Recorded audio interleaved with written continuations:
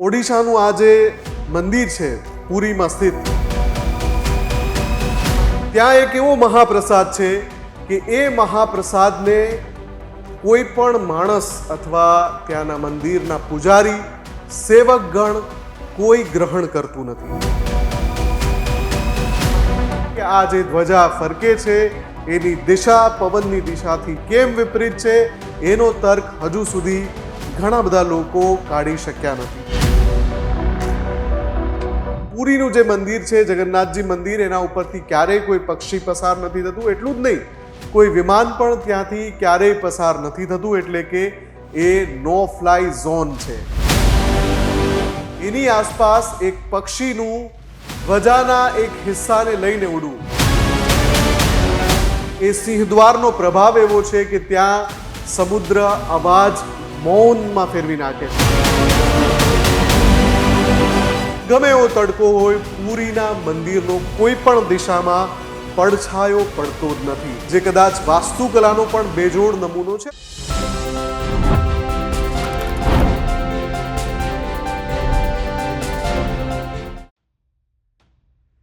દેશની સૌથી મોટી રથયાત્રા જ્યાંથી નીકળે છે એ ઓડિશાના પુરી જગન્નાથ મંદિર સાથે 5 એવા રહસ્યો જોડાયેલા છે જેને આજે પણ આધુનિક વિજ્ઞાન કદાચ સમજી શક્યું નથી, અથવા તો એના આસપાસના જે તથ્યો છે એના સુધી પહોંચી શક્યું નથી. જ્યારે કોઈ રહસ્ય સાથે આસ્થા જોડાયેલી હોય ત્યારે એ રહસ્ય ખૂબ લાંબા સમય સુધી રહસ્ય એટલા માટે પણ રહે છે કે એમાં પછી ઘણીવાર તર્ક જોડાતા નથી. ઘણીવાર એવું પણ બનતું હોય છે કે કેટલીક અજાયબી આપણને ચકિત કરી દે છે અને પછી આપણને એમાં આસ્થા દેખાય તો આપણે એ આસ્થાના ભાવ તરફ જ વધારે જઈએ છીએ. પુરી જગન્નાથ મંદિર માટે સૌથી પહેલાં તો તમને એ તસવીર અથવા તો એ દ્રશ્ય યાદ હશે જે થોડા મહિનાઓ પહેલાં અથવા તો એમ કહી શકાય કે એકાદ વર્ષ પહેલાં ખૂબ વાયરલ થયું હતું. એ જે દ્રશ્ય હતું એ હતું જે પુરીનું જે મંદિર છે જગન્નાથ મંદિર, એની આસપાસ એક પક્ષીનું ધ્વજાના એક હિસ્સાને લઈને ઉડવું. એ જે દ્રશ્યો વાયરલ થયા હતા એની સાથે ઘણી બધી કથની પણ જોડાઈ હતી, ઘણી બધી ભવિષ્યવાણી પણ જોડાઈ હતી. અને એવું કહેવાય રહ્યું હતું કે જે રીતે આ પક્ષી જગન્નાથ મંદિરની આસપાસ ફરી રહ્યું છે, આ હોય ન હોય કોઈ અનહોનીનું સૂચક છે. અને એના પછી જેટલી ઘટનાઓ આખા વિશ્વમાં બની, ચાહે એ વૈશ્વિક મંદીની વાત હોય, ચાહે એ મોટા યુદ્ધોની વાત હોય, અથવા તો જે વૈશ્વિક ઉથલપાથલ આવી છે, કુદરતી આપદાઓ આવી છે, ઘણા બધા દેશમાં અચાનક હીટવેવ પડ્યો, ઘણા બધા દેશમાં વિનાશક ભૂકંપ આવ્યો, ઘણા બધા દેશમાં જ્વાળામુખી ફાટ્યો, અલગ અલગ ઘટનાઓ બની, એને પણ જોડવામાં આવી કે જુઓ સંકેત ત્યારે જ મળી ગયા હતા. આ જે પુરી મંદિર છે એની સાથે બીજા પણ ઘણા બધા રહસ્યો અથવા તો અજાયબ વાતો જોડાયેલી છે. જેમ કે એવું કહેવામાં આવે છે કે પુરીના મંદિરમાં જે ધ્વજારોહણ કર્યું છે, ધ્વજા ક્યારેય પવનની જે ગતિ હોય છે જે દિશામાં, એ દિશામાં ફરકતી નથી, એનાથી વિપરીત દિશામાં ફરકે છે. અને એવું પણ કહેવામાં આવે છે કે આ જે ધ્વજા ફરકે છે એની દિશા પવનની દિશાથી કેમ વિપરીત છે એનો તર્ક હજુ સુધી ઘણા બધા લોકો કાઢી શક્યા નથી. જો આપ પણ એના વિશે જાણતા હોવ તો કમેન્ટ ચોક્કસથી કરજો. એની સાથે સાથે બીજું જે સૌથી અગત્યનું રહસ્ય છે એ છે કે આ મંદિર જે છે પુરીનું મંદિર, એની ઉપરથી સામાન્યતઃ કોઈ પક્ષી ઉડતું નથી. હવે જે પહેલી તસવીર છે એમાં તમે જોઈ શકશો કે પક્ષી મંદિરની પ્રદક્ષિણા કરે છે, મંદિરની ઉપરથી નથી ઉડતું. આ એક ખૂબ જ જાણીતી વાત છે, ખાસ કરીને ઓડિશામાં લોકો સારી રીતે આ વાતને જાણે છે કે પુરીનું જે મંદિર છે જગન્નાથજી મંદિર, એના ઉપરથી ક્યારેય કોઈ પક્ષી પસાર નથી થતું. એટલું જ નહીં, કોઈ વિમાન પણ ત્યાંથી ક્યારેય પસાર નથી થતું. એટલે કે એ નો ફ્લાય ઝોન છે. આની સાથે સાથે જે અજાયબીની વાતો થાય છે એમાં એક વાત એવી પણ થાય છે કે મંદિર જે છે એ સમુદ્રની બિલકુલ નજીક છે. અને સમુદ્રની જ્યારે નજીક છે તો મંદિરના દ્વાર પાસે જ્યારે સમુદ્ર આવે છે અથવા તો એના મોજાઓ આવે છે તો એનો અવાજ બિલકુલ સંભળાતો નથી. ઘણા બધા લોકોએ પોતાની જે ત્યાં જઈને ચકાસેલી બાબત છે એ પણ અલગ અલગ સોશિયલ મીડિયા માધ્યમ પર કહી છે કે હા, મેં પણ આ અનુભવ્યું છે કે પુરીનું જે જગન્નાથજી મંદિર છે ત્યાં સમુદ્ર જાણે કે શિસ્તની સાથે એક નમન કરતા હોય જગન્નાથજી ભગવાનને, એ રીતે ત્યાં સમુદ્રનો અવાજ સીમિત થઈ જાય છે અને જેવું મંદિરથી થોડા આગળ ચાલો એટલે એ જ ઘૂઘવતો દરિયો ફરીથી તમને દેખાય છે.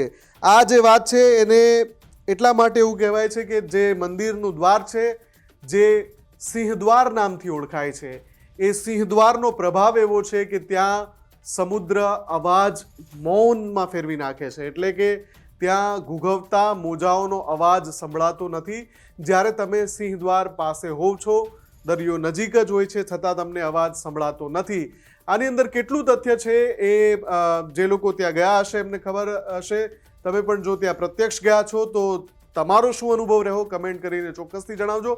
સાથે જ આ જે રહસ્યની જે વાતો છે અથવા તો અજાયબ વાતો છે એ એટલા માટે પણ ઘણી બધી વાર મહત્વપૂર્ણ બની જાય છે કે ઓડિશાનું આ જે મંદિર છે પુરીમાં સ્થિત, એ બહુ જ પ્રાચીન છે. જે સિંહદ્વારની વાત નીકળી છે તો સાથે સાથે આ અજાયબીઓની વાત કરતાં કરતાં અથવા તો પુરીના મંદિર સાથે જોડાયેલા રહસ્યોની વાતો કરતાં કરતાં એ સિંહદ્વારની પણ વાત કરી લઈએ. સિંહદ્વાર જે છે મંદિરનું મુખ્ય પ્રવેશ દ્વાર છે અને એ આખું ચાંદીથી મઢેલું છે. આ પહેલાં આ દ્વાર જે કેટલાક વર્ષો કે કેટલાક દાયકાઓની સદીઓ પુરાણું એ દ્વાર છે. સિંહદ્વાર જે છે એ સેંકડો વર્ષ જૂનું એ દરવાજો છે અને એને આખો ચાંદીથી મઢવામાં આવ્યો. 2023માં એક શ્રદ્ધાળુએ ચાંદી દાન કરી, જેના કારણે પછી એ આખા દરવાજાને ચાંદીથી મઢવામાં આવ્યો છે અને એવું કહેવાય છે કે અનેક કિલો ચાંદીનું આખું એના ઉપર લેયર છે લગાવવામાં આવ્યું છે. અને સિંહદ્વાર પણ પુરીના મંદિરનું આકર્ષણનું એક કેન્દ્ર છે. આની સાથે સાથે મંદિર સાથે જોડાયેલું વધુ એક રહસ્ય પણ એવું છે કે જે લોકોને અચરજ પમાડે છે. એવો દાવો કરવામાં આવે છે કે પુરીનું મંદિર એ રીતે બનાવવામાં આવ્યું છે, એની ઊંચાઈ તો ખૂબ જ છે, તમે શિખર તરફ નજર કરો તો એ ઘણું જ ઊંચું છે. તો જ્યારે કોઈ આટલી ઊંચી ઇમારત તૈયાર કરવામાં આવે તો બહુ સ્વાભાવિક છે કે સૂર્યનો પ્રકાશ જ્યારે એના ઉપર પડે તો એનો પડછાયો ચોક્કસથી પડે. પણ આ મંદિરને એવી રીતે બનાવવામાં આવ્યું છે જે કદાચ વાસ્તુકલાનો પણ બેજોડ નમૂનો છે અને એને ઘણા લોકો રહસ્ય સાથે પણ ગણાવે છે, ઘણા લોકો એને એન્જિનિયરિંગની કમાલ પણ ગણાવે છે, ઘણા લોકો એને આસ્થાનો વિષય પણ ગણાવે છે. પણ એવું કહેવાય છે કે ગમે એવો તડકો હોય, પુરીના મંદિરનો કોઈ પણ દિશામાં પડછાયો પડતો જ નથી. આ એક અચરજ પમાડે તેવી બાબત છે. એવો દાવો કરવામાં આવ્યો છે કે કોઈએ પણ ક્યારેય મંદિરનો પૂરો પડછાયો જોયો નથી. હવે આ બાબતે પણ આપનું શું માનવું છે કમેન્ટ કરીને ચોક્કસથી જણાવજો. આ બધી જ બાબતો જગન્નાથજીની જ્યારે રથયાત્રા હોય ત્યારે માધ્યમોમાં ચર્ચામાં આવતી હોય છે. પણ આ જે રહસ્યો, હું 5 રહસ્યોની વાત કરી રહ્યો હતો, 4 રહસ્યો મેં આપને જણાવી દીધા કે જેમાં પક્ષીની પ્રદક્ષિણાની વાત હતી કે જે ખૂબ વાયરલ હતી, ત્યાંથી શરૂઆત થઈ. નો ફ્લાય ઝોન હોય અથવા તો મંદિરના દ્વાર પાસે, સિંહદ્વાર પાસે સમુદ્રનું મૌન થઈ જવું, શાંત થઈ જવું હોય કે પછી મંદિરમાં જે પડછાયો છે એ મંદિરનો પડછાયો જ નથી પડતો. પણ સૌથી રહસ્યની વાત, આ બધા જ રહસ્યોમાં સૌથી મોટું રહસ્ય એ છે કે જેના અંગે ઘણા બધા લોકોને પૂછવામાં આવે તો પણ એનો સ્પષ્ટ જવાબ નથી આપી શકતા.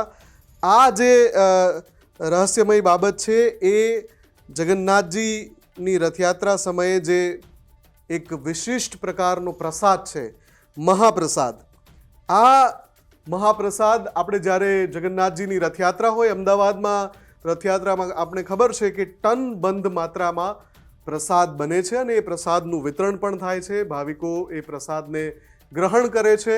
પણ પુરીનું જે જગન્નાથજી મંદિર છે ત્યાં એક એવો મહાપ્રસાદ છે કે એ મહાપ્રસાદને કોઈ પણ માણસ અથવા ત્યાંના મંદિરના પૂજારી, સેવકગણ કોઈ ગ્રહણ કરતું નથી, કોઈ પોતાના મુખમાં મૂકતું નથી.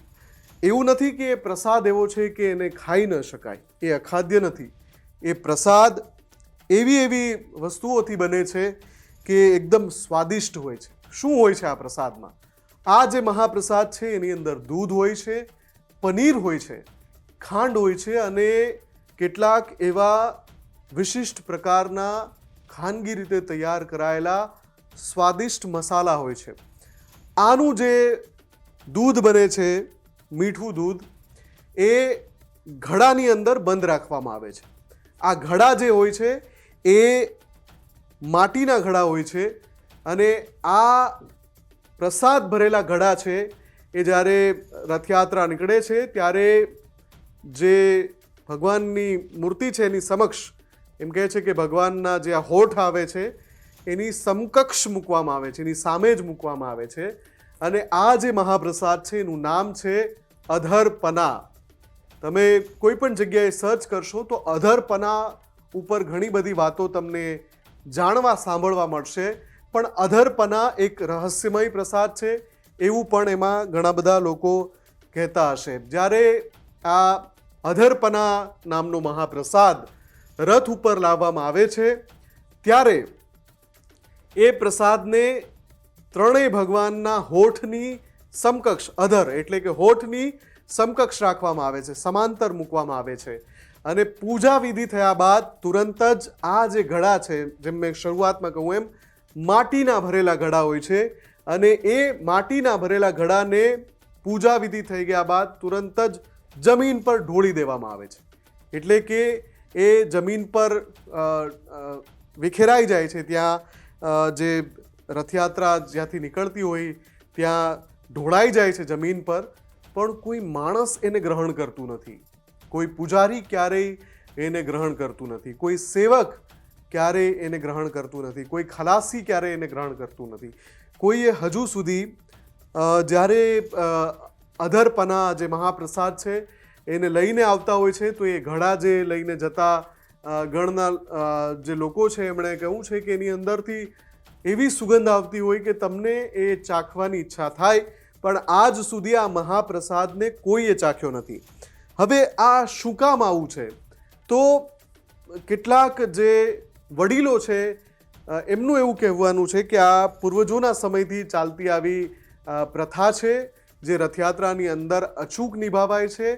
પુરીની રથયાત્રાની અંદર, અમદાવાદની રથયાત્રામાં નહીં, પુરીની રથયાત્રામાં અધરપનાનો મહાપ્રસાદ માટીના ઘડામાં ભરવામાં આવે, પૂજા વિધિ સંપન્ન થાય એટલે એને જમીન પર ઢોળી દેવામાં આવે. તો આ પ્રક્રિયા પાછળનું કારણ શું? જ્યારે આ પૂછવામાં આવ્યું તો કેટલાક વડીલોએ કહ્યું કે આ જે પ્રસાદ છે, મહાપ્રસાદ, એ જે રથયાત્રા છે એની અંદર જે આત્માઓ જોડાય, લોકો તો જોડાય, ભાવિકો તો જોડાય, પણ રથયાત્રામાં આત્માઓ પણ જોડાતી હોય.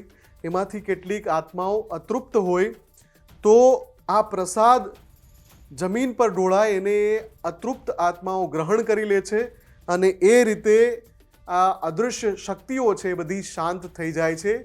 આ પ્રકારનો દાવો વડીલો કરતા સાંભળવા મળ્યા છે અને એટલે અધરપનાનો જ્યારે પણ આપણે રહસ્ય પૂછીએ તો જવાબ આ પ્રકારનો મળે છે, કેમ કે આ પ્રકારનો દાવો કરવામાં આવે છે.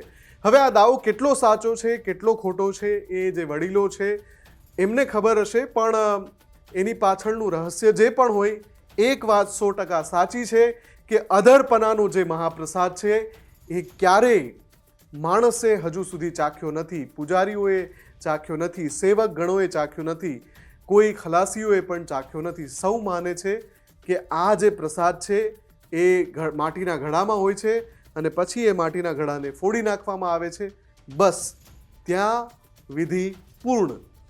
તો આ તમામ જે રહસ્યો છે એ આપને કેવા લાગ્યા, આપ શું માનો છો પુરીની જગન્નાથજી રથયાત્રાને લઈને અને અમદાવાદની જગન્નાથજી રથયાત્રા અંગે પણ આપનું શું કહેવું છે? કમેન્ટ કરીને ચોક્કસથી જણાવજો ને આવી જ વિશેષ રજૂઆતો માટે આપ જોતા રહો ન્યૂઝરૂમ ગુજરાત. નમસ્કાર.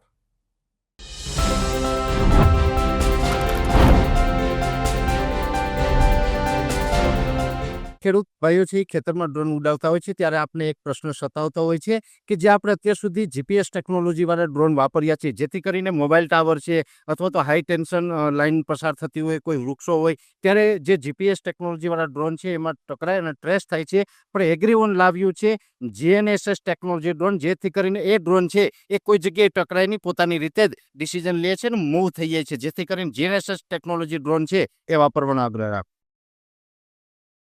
અત્યારે જ ન્યૂઝરૂમ ગુજરાતની યુટ્યુબ ચેનલને સબસ્ક્રાઇબ કરો અને ઇન્સ્ટાગ્રામ અને ફેસબુક પર ફોલો કરો. અપડેટ રહો, સત્યની સાથે રહો.